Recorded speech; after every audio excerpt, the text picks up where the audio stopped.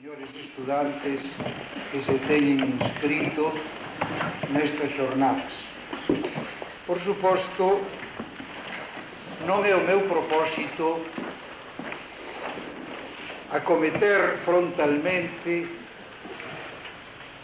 o problema da romancística en Otero Pedrallo, no sentido de que non vou facer unha lición sobre o noso máis completo romancista, entre outras razóns porque teño feito en ocasións diversas, moitos dos presentes teñenme escoitado nesas ocasións, e nos meus libros teño exposto as miñas opinións sobre o valor de Otero Pedrallo como romancista e sobre as características que definen o seu labor novelístico no eido da narrativa longa.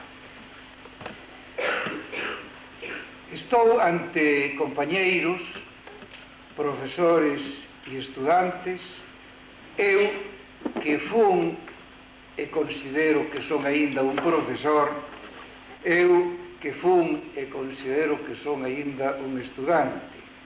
E o meu único propósito hoxe, o meu modesto propósito, é asinalar unhas liñas polas que se poda atacar o problema da romancística en Otero Pedrallo, a fin de que aqueles dos meus colegas, profesores ou estudantes, que teñan no futuro inmediato ou nun futuro inmediato necesidade ou gosto por organizar lizóns sobre Otero Pedrallo, saiban que a xuicio do vello profesor que lles está falando hai unha serie de particularidades da obra romancística deste home que deben ser anotadas como centros de interés, como puntos de apoio para desenvolver esas posíveis e futuras lizóns. Por suposto que a palabra romance que se emprega para definir a temática desta conferencia non está en castellano, senón en galego. Quero dicer con isto que estoume referindo ao falar de romance non ao que en castellano se chama romance, senón ao que se chama romance, ou román, ou romanzo, no resto das linguas latinas, e originariamente tamén nas linguas xermánicas de cultura europeas. Sabido é que a palabra novela, con que o castellano hoxe designa o que o francés chama román, o que o italiano chama romanzo, é unha palabra italiana que, polo seu sufixo, indica claramente o carácter diminutivo con que se refire a un xénero literario. O castellano primitivamente seguiu o sentido etimolóxico da palabra. Para Cervantes, o Quijote non era unha novela, eran novelas, as novelas exemplares, a narrativa breve, que, sen embargo, superaba pola súa extensión o conto, era o que merecía o nome de novela. Mas, como en castellano, ou se o preferides en español, a palabra romance veu a designar un xénero poético de tipo narrativo ou lírico moi específico, moi enxebre, moi característico da literatura peninsular. Fíxose equívoca esta voz e entón se verificou o traslado da voz novela do ámbito italiano, novelas son, por exemplo, as novelas do Decameron, ao campo do que en italiano se chama romanzo. O romance en Otero Pedrallo é un xénero especialmente interesante, porque o que quixo ser, sobre todo, Otero Pedrallo, nas súas realizacións literarias, sempre encamiñadas á maior gloria do seu país, foi esencialmente un romancista, un novelista, se se quer empregar a expresión castellana. Existe algún comentarista de Otero Pedrallo que ten formulado reservas a propósito das reservas que eu mesmo teño formulado a propósito da estrutura da novelística de Otero Pedrallo. Este comentarista, por lo demais, acreedor ao noso agradecimento por ter enfocado a obra de Otero Pedrallo desde puntos de vista interesantes, manifestaba que Otero Pedrallo non era propiamente un romancista ou un novelista, que Otero Pedrallo era sobre todo un escritor comprometido coa súa terra, que escribía en beneficio do país, que quería contribuir coa súa obra á palinxenesia, a transformación de Galiza, a galeguización de Galiza, e que, polo tanto, non había que insistir en defectos de tipo técnico, de tipo estrutural, de tipo formal na súa obra romancística, porque el propiamente non era un romancista. Mas frente a este criterio opoño eu o criterio do propio Otero Pedrallo. Otero Pedrallo, en textos manuscritos que obran no meu poder, declara que desde o punto de vista literario, e ele era sobre todo un literato, un escritor, un poeta, ainda que preferentemente un poeta en prosa, sempre soñou como a súa principal empresa a de dotar dunha novelística ao seu país.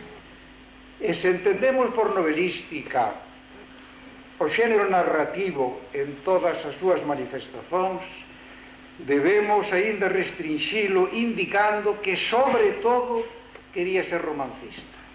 A arte de Flaubert, a arte de Balzac, a arte de Tolstói era a que ele desexaba que, na medida das súas forzas, se realizase nas súas obras, mas, naturalmente, versando sobre unha materia extraída da realidade de Galiza. Os avós de Ramón Otero Pedrallo, o seu avó materno, don Ramón Pedrallo, e a súa avoa materna, dona Vicenta Soutelo, deslumbraron ao mozo Ramón, ao que foi logo o noso grande e admirado mestre e amigo, cos seus relatos que ele escoitaba con aquela ansiedade, con aquela atención que os nenos que van ser intelectuais no futuro manifestan ordinariamente desde os primeiros anos. Don Ramón Pedrallo sabía todo o que había que saber sobre o vello Ourense do século XIX. Entón, unha pequena cidade con límites indecisos, en que se pasaba das rúas do vello casco aos viñedos que o rodeaban. E dona Vicenta Soutelo era un arquivo de coñecimento sobre a aldea galega. Estas informacións que obtivo de viva voz o neno Ramón proporcionáronlle o material que tratou logo de plasmar nas súas obras romancísticas. Interesa, pois, facer constar que frente á elucubrazón do aludido comentarista ao que me teño referido hai un momento, don Ramón Otero Pedrallo se consideraba sobre todo, intencionalmente, como romancista, e, polo tanto, hai que xulgalo como tal. E ao xulgalo como tal, debemos facer un balanzo dos seus éxitos e dos seus fallos. E a estrutura das súas obras, en ocasións quebrada por certa mistura de estilos que o caracteriza, non é un reproche insensato, senón unha precisión de estudioso con escrúpulos. Isto non impede que Otero Pedrallo sexa, sen embargo, a figura que no campo do romance galego, no campo da novela longa, se queremos incurrir no castellanismo nesta distinción taxonómica, sexa a figura máis deslumbrante da literatura galega. Está enmarcado claramente dentro daquel grupo de escritores, os homes de nós, que son os que marcan a transición do século XIX ao século XX nas letras galegas. Son os que marcan o tránsito de unha cultura galega todavía fincada no pintoresquismo rural a unha cultura de tipo europeo. É sabido, é un tópico xa, todos estades perfectamente informados disto, que a revista Nós é un vehículo que nos conduce a Europa. Eu teño calificado de eurogaleguismo o galeguismo dos homes de nós.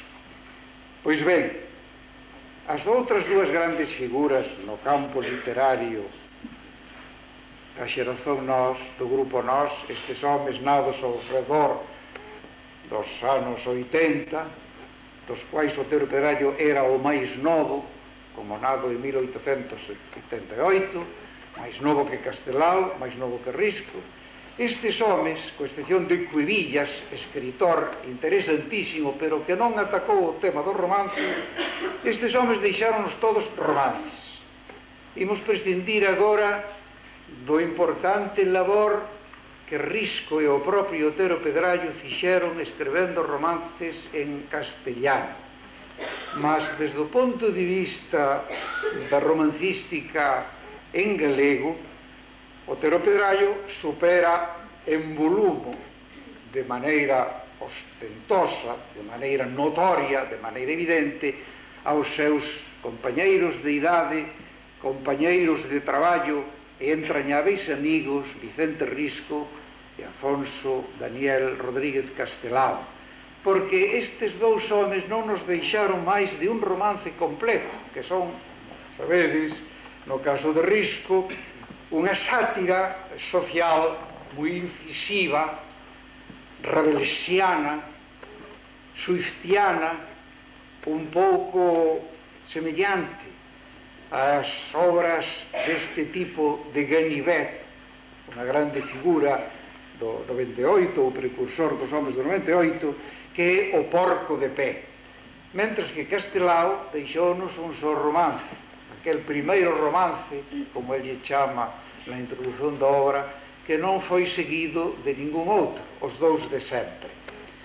Frente a estas dúas obras moi interesantes ambas, Otero Pedrallo escreve un número moi considerable de romances, sin contar, como digo, por razóns de estruturación da conferencia, os seus contos e as súas novelas propiamente ditas, é dizer, as súas novelas curtas. En Otero Pedrallo podemos registrar até 7 romances en galego, cuyas designacións figuran nos papéis, nos guións que, polo menos, algúns de vós teñen agora ao seu dispor. E se engadimos a estes romances en galego os romances en castellano de Otero Pedrallo, dos quais se ten publicado recentemente, inda que nunha edición chea de fallo, La fiesta del conde Brestein, Otero Pedrallo chega a escrever até 14 romances. Se consideramos os 7 escritos en galego, de todas formas, é o máis fecundo até os nosos tempos dos novelistas, dos romancistas galegos. Que características ofrece esta romancística?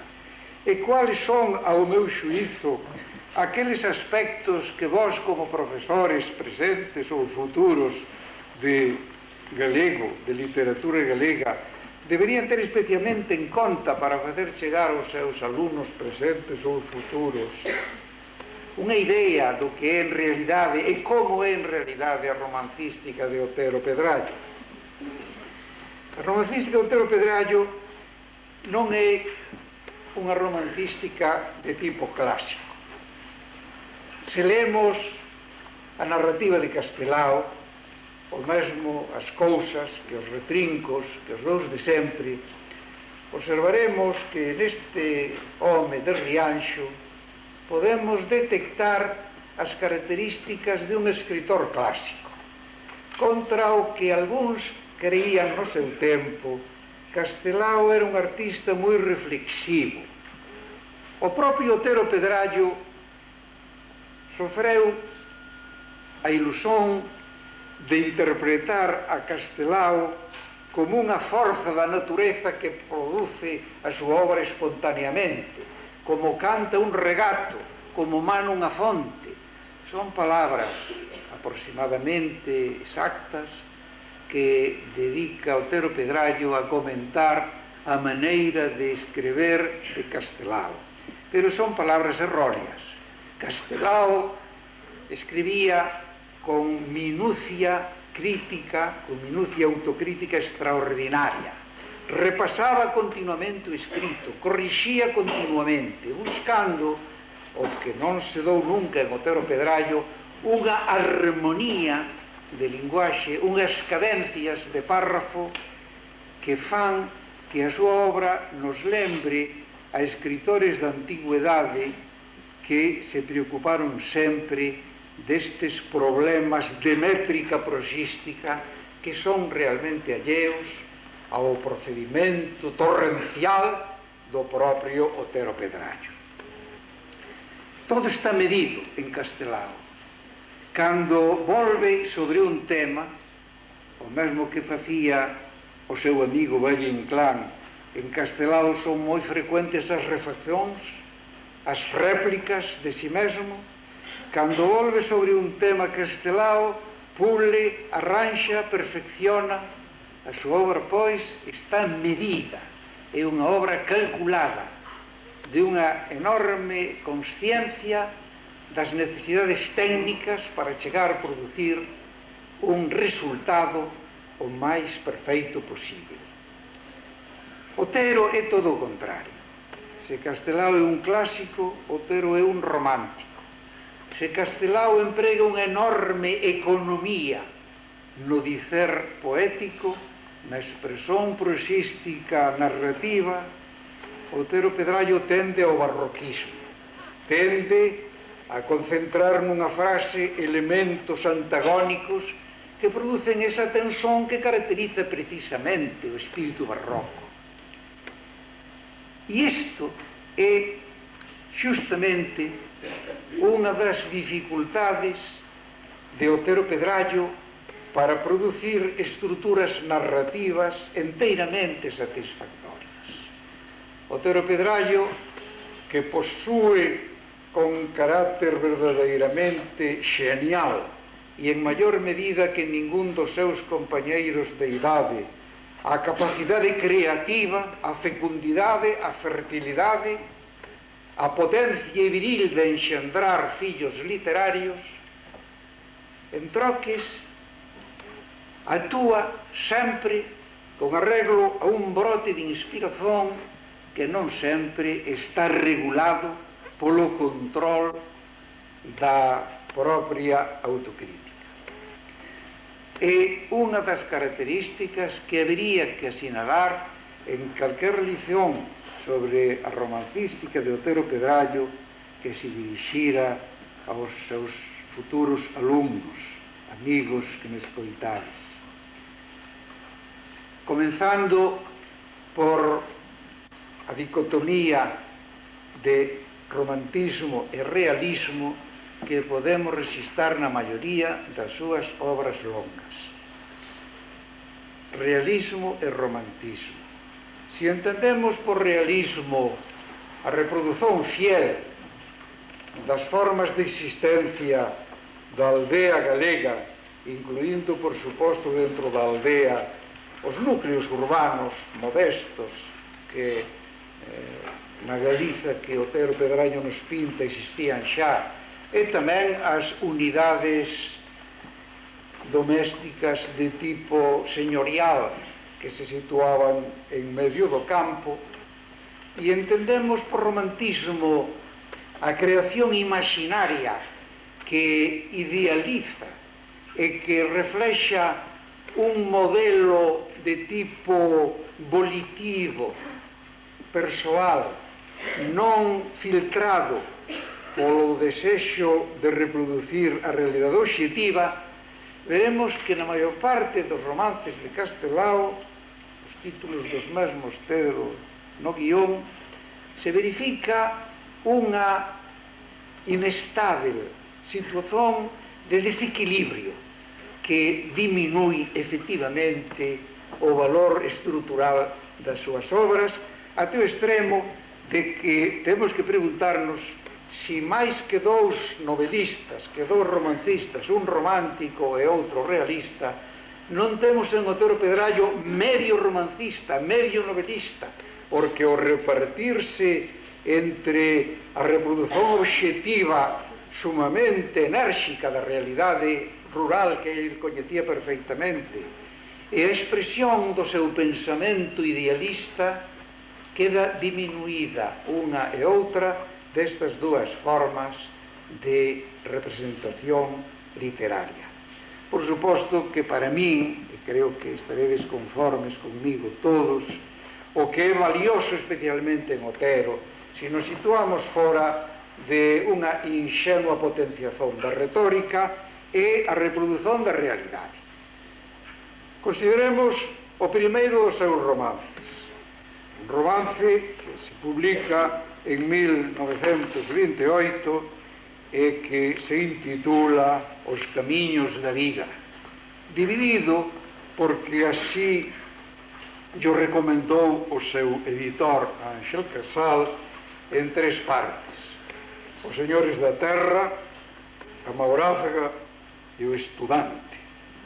Pois ben, a visión de Trasouto e os seus arredores, Trasouto é un trasunto literario de Trasalba, as figuras de os vellos señores dos Pazos da Pedreira e da Seara, don Xosé María e don Caetano, o Puga e o Doncos, así como as figuras femininas que poboan a vida rural, por exemplo, a figura evidentemente moi enérxica da Corda, aquela muller de caste de ladróns que segue logo fielmente ao seu amante, un dos señores do Pazo dos Doncos, até o presidio de África, en donde vai a purgar os seus crimes. Todas estas figuras, e non digamos a descripción do ambiente, do paisaxe, dos días, dos traballos, das faenas do campo que se realizan naquela zona, todo eso é de unha potencia poética extraordinaria. Esa potencia poética non procede de unha retórica que simbolice como líricamente a materia que trata, senón que procede dun coñecimento cordial da realidade campesina, porque Otero Pedrallo ten unha inigualable capacidade de facer vibrar ante nós a vida galega en todas as súas formas. E sendo membro dunha aristocracia non titulada, sendo un fidalgo que tiña o seu pazo, ao que non chamaban de xamais persoalmente pazo en Trasalba, se sentía moi próximo a xente campesina. É o escritor menos clasista que existiu nunca entre os escritores galegos que escribiron romances. E a súa novela, o seu romance, é un romance, unha novela eminentemente social, na que todas as partes, todos os estamentos que constitúen o conxunto da poboación galega da época teñen a súa intervención, teñen a súa parte harmónica. Outra dualidade non resolta satisfactoriamente, outro caso deste desequilibrio de tipo romántico ou de tipo barroco que perxudica a obra de Otero Pedrallo no campo romancístico é a súa dualidade de elección lingüística, porque temos que plantearnos moitos problemas a propósito de quen era realmente Otero Pedrallo, de cal era a súa ideoloxía, de cales eran os seus sentimentos. Algo desto se ten traballado xa con motivo de celebrarse o ano pasado o centenario do nacimento deste escritor. Se nos ten presentado xustamente como un dos símbolos de Galiza, como unha das figuras máis importantes da historia de Galiza, que non é simplesmente a historia dos acontecimentos políticos, nin sequer dos acontecimentos ou das mocións económicas, senón que é tamén a historia da interpretación destes feitos, destas circunstancias políticas e destes cambios sociais que determinan transformacións da economía. Todo isto é xusto. Non houbo nunca un escritor galego que nos dera unha visión tan total da Galiza como nos la ten dado Otero Pedrallo.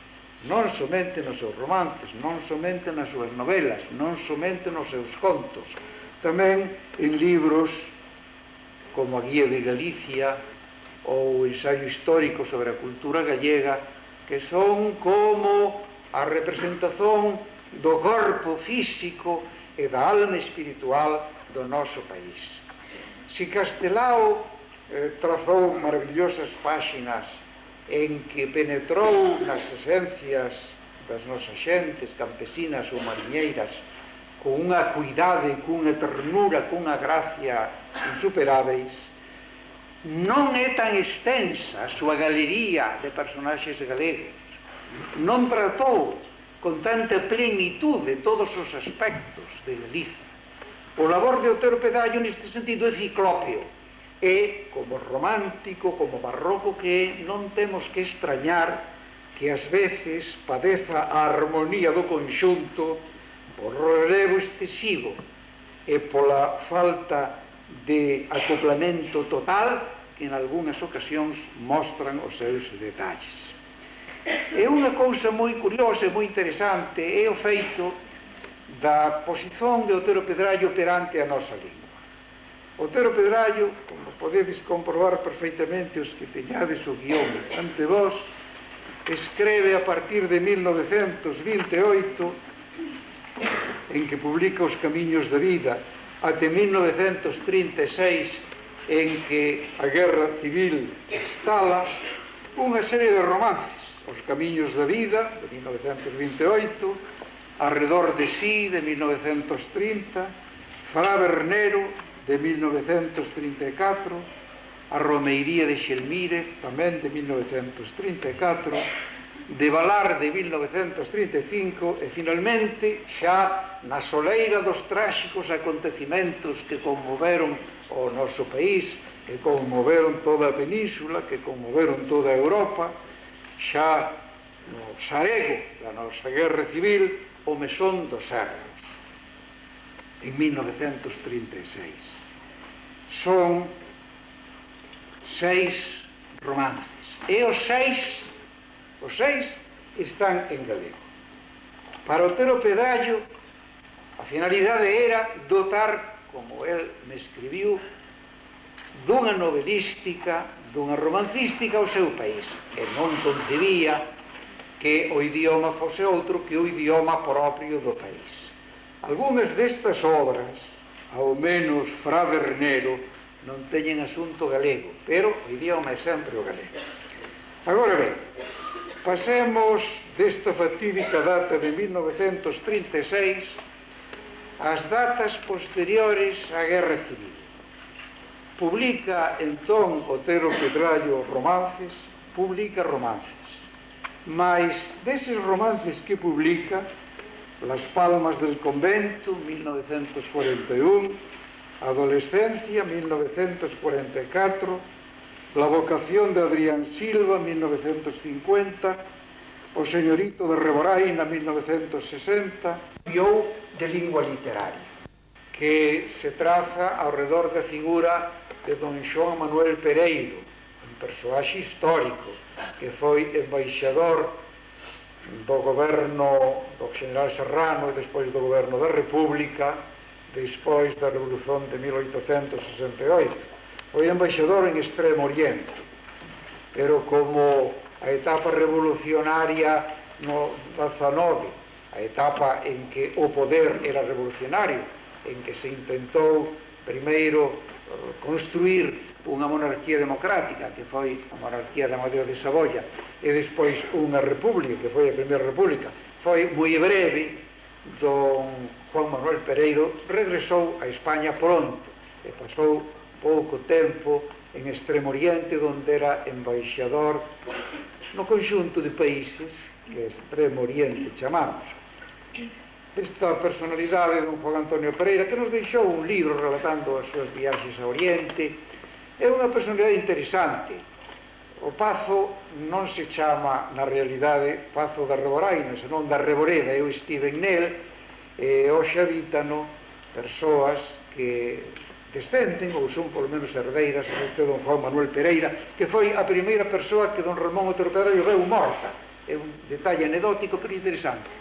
Sendo mozo, sendo neno todavía, veu por primeira vez un morto cando tivo que asistir ao enterro do seu parente lonxano, don Juan Manuel Pereira. Pois ben, somente O señorito de Reboraina, publicado en 1960, está en galego. O resto dos romances de Otero Pedrallo, publicados ou inéditos, están en castellano.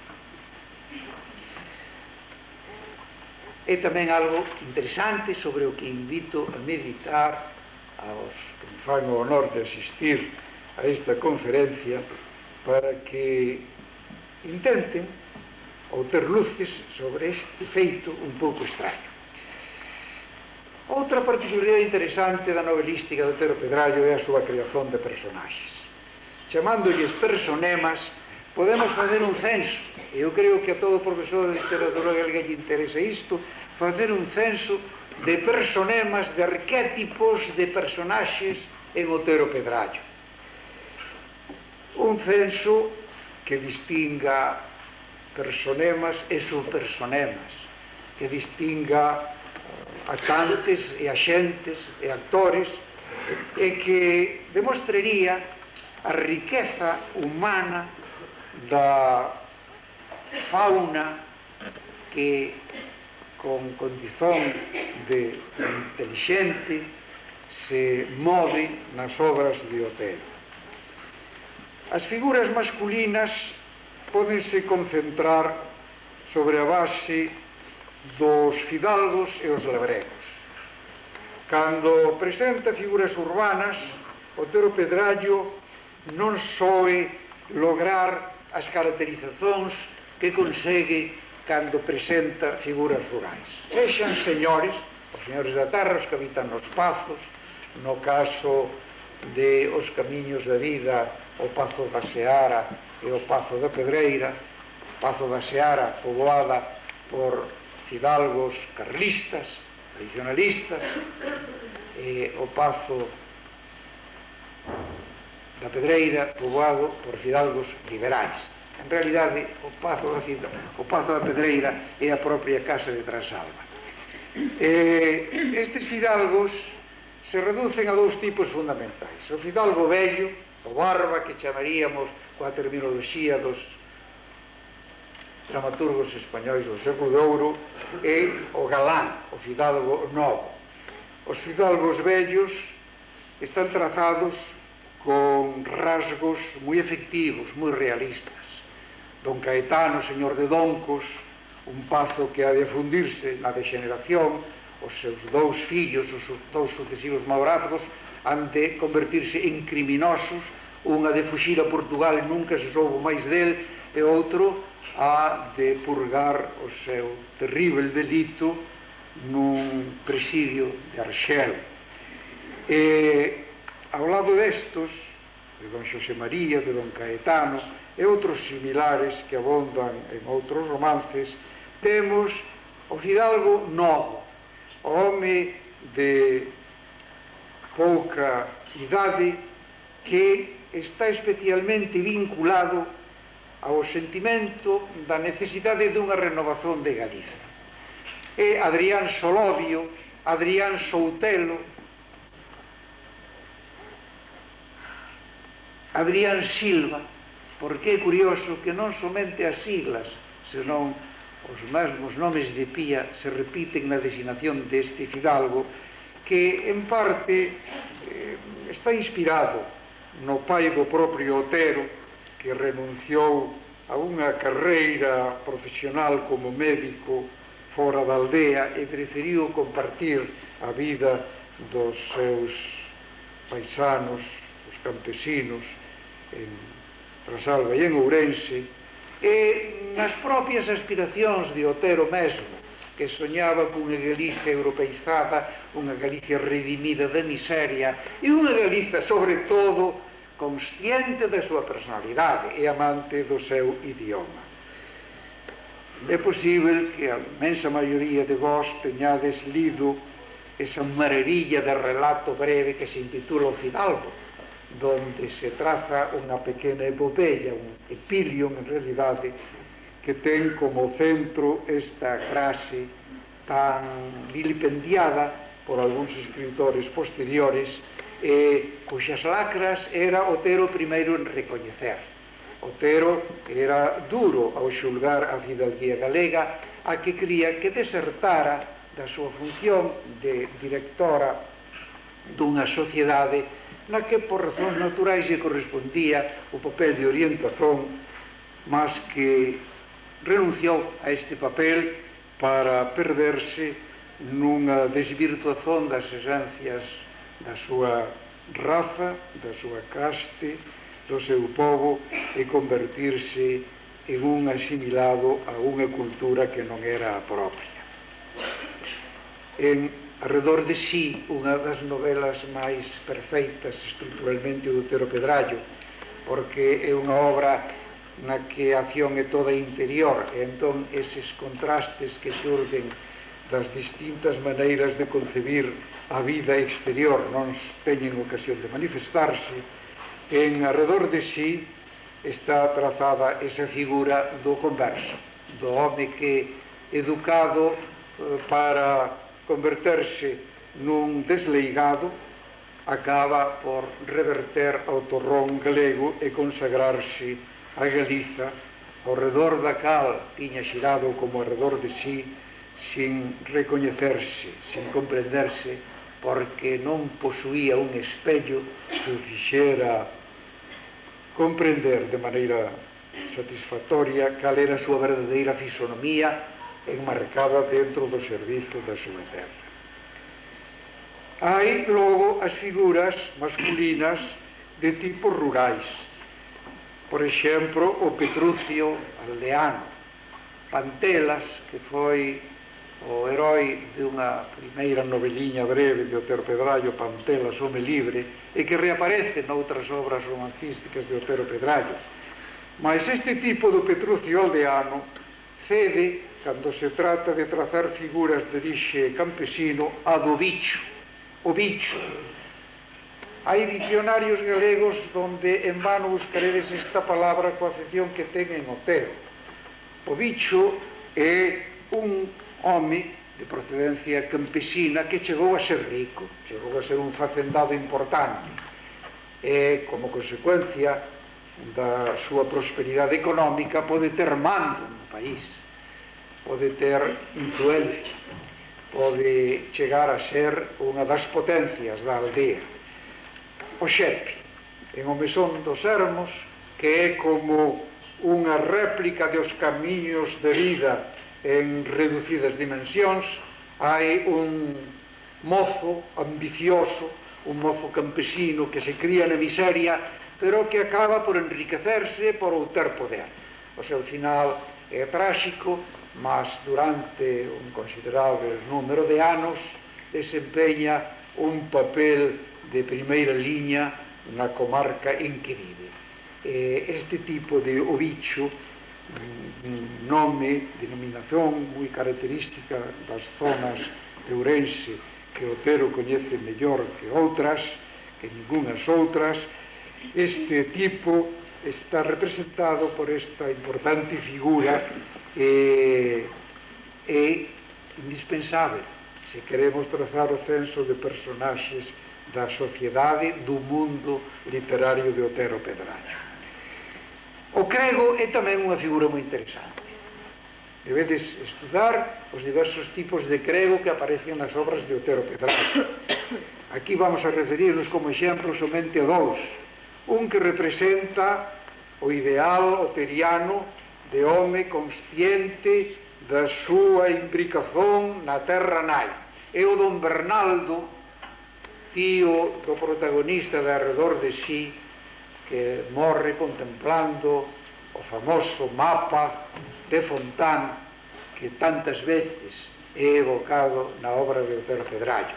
Por certo que é un crego precursor dos gregos postconciliares, porque en Otero, no que había cicais dormida unha certa vocación de tipo eclesiástico, como había outra de tipo médico, o seu pai foi médico, estuvo moi relacionado con eclesiásticos en Ourense.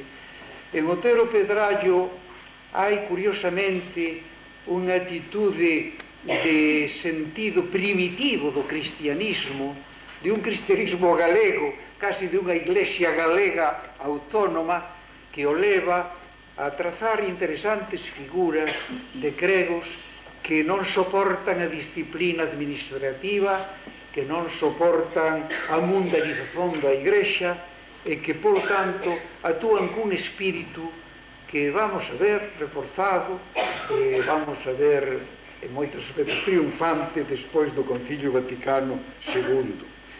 Pero, ao lado dese tipo de crego, Otero foi sempre católico confeso, non deixa de presentarnos cregos cobizosos, cregos miserentos, cregos reaccionarios como o don Breixo, como o crego de Os Camiños da Vida, que chama a deshora ás portas do Pazo da Seara para comunicar que a partir do día seguinte vai a triunfar don Carlos e vai a implantarse o regime tradicionalista en España, porque o diaño, o cicais Deus, inspirou aos liberais a decisión de a exclaustración e da desamortización dos bens eclesiásticos. Entonces espera este crego que se subleve toda a España católica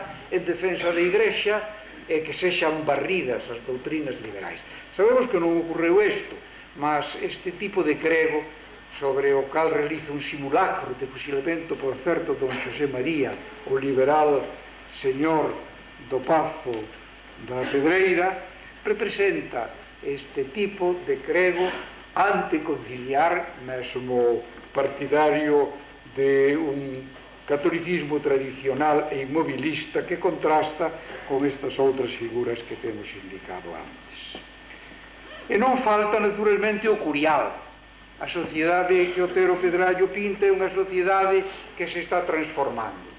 E frente ao poder dos hidalgos e dos monxes que recollen as súas rendas e que dominan a vida rural até a Revolución de Mendizábal, aparece esta nova caste, o home que vai a desembocar no abogado das Silveiras ou no funcionario administrativo e que vai co comerciante de orixen castellano que se establece a súa tenda nunha encrucillada cando se trazan as novas estradas, vai a ser o futuro porco de pé de que Risco, o amigo de Otero, vai trazar un cadro caricaturesco na novela do mesmo nome.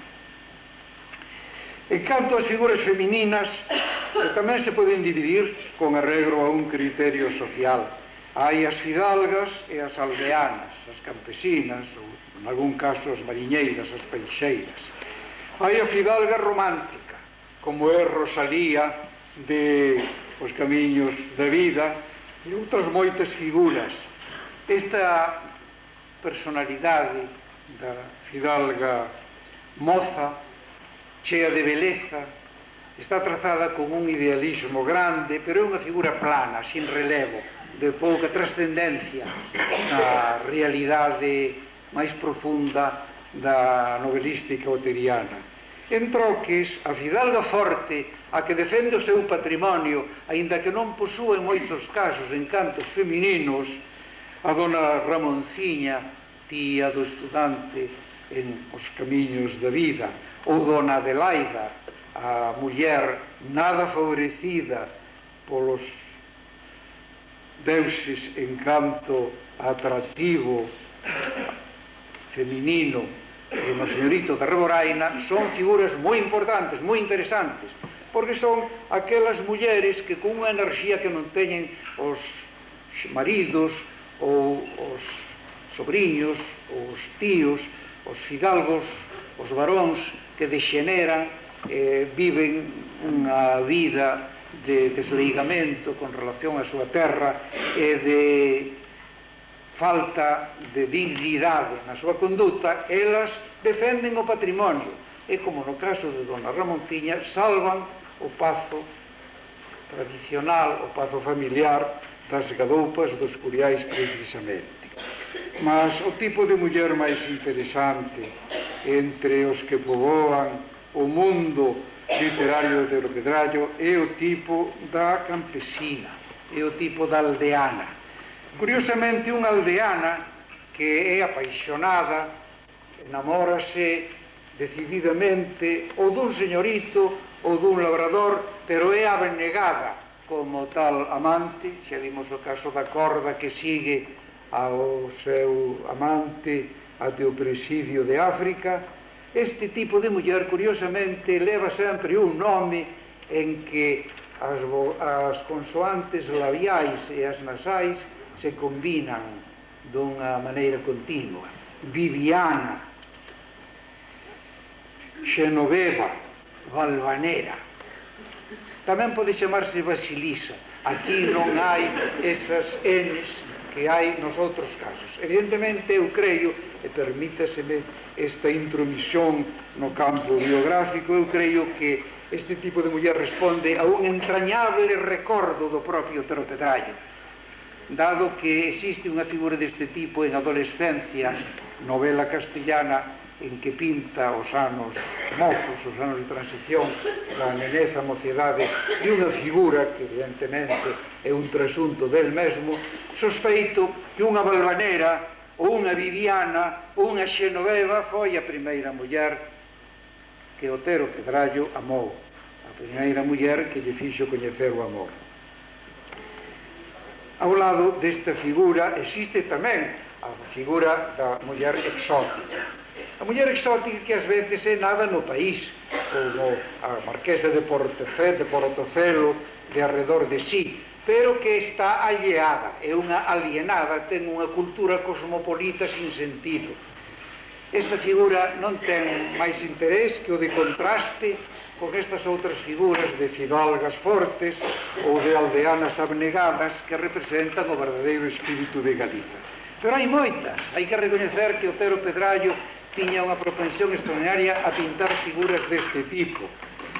Edith, irlandesa, Berta, suiza, Xulia, galega pero desgalizada en Os Camiños da Vida, a señorita de Vilar Punteiro en O Mesón dos Hermos, Pola en La vocación de Adrián Silva, e até nunha novela castellana inédita relativa ás vocacións sacerdotais, intitulada El responso y el espejo, firmada en 1955, da que Otero Pedrallo me obsequiou con un exemplar. Aparecen figuras de mulleres tamén exóticas e modernas. Odette, Flor de Artois, Hilda, Renana, Charlotte, Valona. Para rematar, na China, Chun Tzu, de O Señorito de Reboraina, e a medio veneciana, e medio bizantina Alga, que é unha figura que domina as páxinas da novela recentemente publicada e intitulada La fiesta del conde Verstein. A muller que ama o poeta que constituye o centro biográfico da obra, chámase Guiomar ou Leonor. E por outra parte, cando este poeta, que é Rodríguez del Padrón, se atopa en territorio do Duque de Flandes, este Duque de Flandes, quen é? É Filipo o Bon ou é Xoán sen medo? Porque unhas veces se chama Filipo e outras veces se chama Xoán. En Devalar, romance moi interesante por a súa técnica, que, en certo modo, nos lembra a técnica unanimista de un Gilles de Romain, un René Roland, un John dos Passos. En esta obra hai unha figura feminina, unha escritora inglesa, que comeza por ser Lady Wolf, pero despois perde este título de nobleza e se convirte en Miss Wolf, simplesmente. Tampouco sabemos ben si nos camiños da vida o monxe do primeiro capítulo ou o exclaustrado do sexto son ou non a mesma persona. E para citar a última das novelas editadas do Otero Pedrallo, indicarei que o advogado veneciano do conde Verstein chámase casi sempre Mosca, apelido moi característico dos venecianos, pero que nunha ocasión se chama Taca. Pasa isto tamén cos nomes de lugares. Unha aldeia próxima ao castelo do conde Verstein, e unhas veces é Hohenfreden e outras é Hohendorf. Nos propios camiños da vida, o banquete de Conxo, ao que se alude, referíndose tamén á presencia de Pondal no mesmo, está situada, evidentemente, aquí trátase dun erro, non de unha confusión, non dunha inconsecuencia, en San Lourenzo. San Lourenzo escondido cal un niño entre as ramas, de que falaba Rosalía. Pero sabemos que ese banquete que describe, coas súas características históricas, non se celebrou baixo os carballos de San Lourenzo ou baixo os castiñeiros de San Lourenzo, senón baixo os carballos e os castiñeiros de Conxo, os galegos. E en outras obras de Otero Pedrallo temos máis exemplos deste sistema de historias intercaladas que non é propio da novela contemporánea. Las damas de la Duna en Las Palmas del Convento, ou mesmo unha imitación dunha das Fioretti de San Francisco en esta propia novela. E finalmente, en La fiesta del conde Verstein, a historia, que é verdadeiramente unha historia bizantina, de Pola, de Alga, e tamén en Adrián Silva a historia do manuscrito da Coqueira, que nos recorda un pouco a búsqueda dos papéis de Asper de James, e que nos presenta outra figura, unha figura exótica, medio italiana e medio grega, que é a historia de Pola.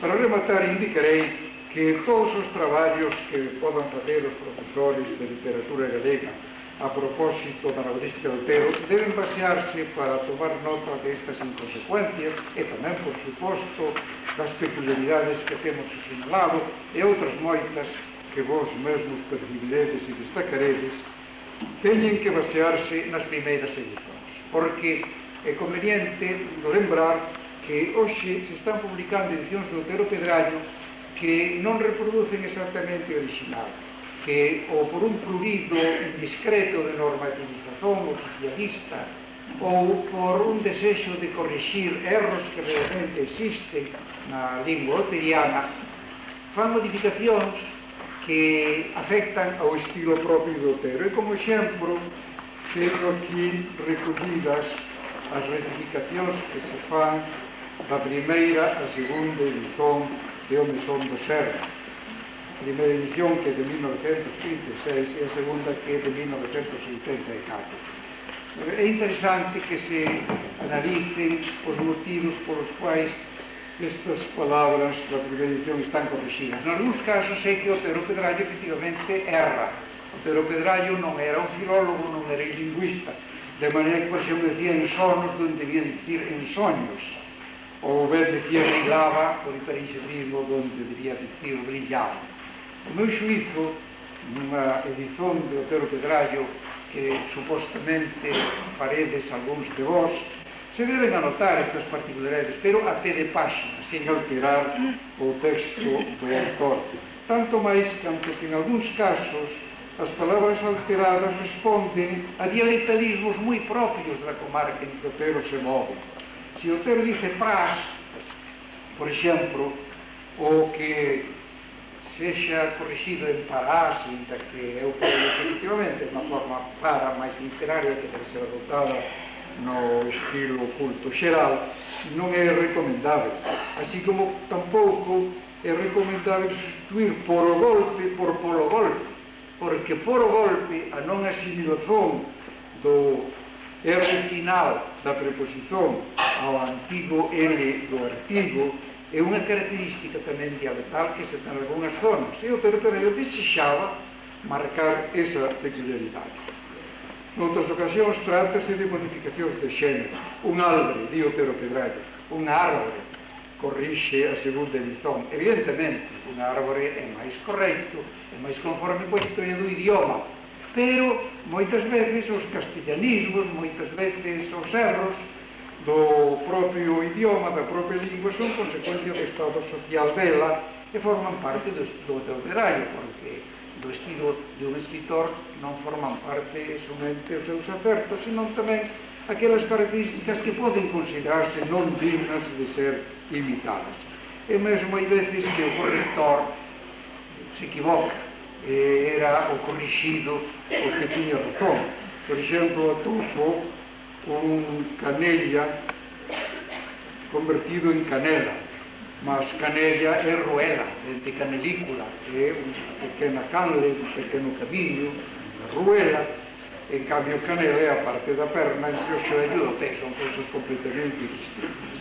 Se examinamos a edición do Mesón dos Sermos de 1936 e a edición segunda do Mesón dos Sermos de 1984, somente na primeira folla, en 2 páxinas atopamos 34 correccións que me parecen excesivas. Eu creo que as edicións que fagan os señores profesores que escoitan, os estudantes que chegan a ser profesores, ainda que deben indicar os erros do autor a fins pedagóxicos, deben manterse respeitosamente devotos do texto real, porque indicar o erro é pedagóxico, pero corrixir como a un mero alumno, que é unha figura tan importante da literatura galega, afecta o seu estilo e vai desmerecer a súa obra. Isto é todo o que pensaba dicervos hoxe, ou é unha parte ínfima do que podía dicervos, porque tendo sido un discípulo e amigo moi devoto de Otero Pedrallo, non me faltan ideas sobre este grande escritor. Por outra parte, precisamente pola grandeza deste escritor, son numerosísimas as suxerencias que a súa obra inspira. Pero neste momento en que creo que levo xa falando máis de 60 minutos, decido non falar non un minuto, senón un segundo.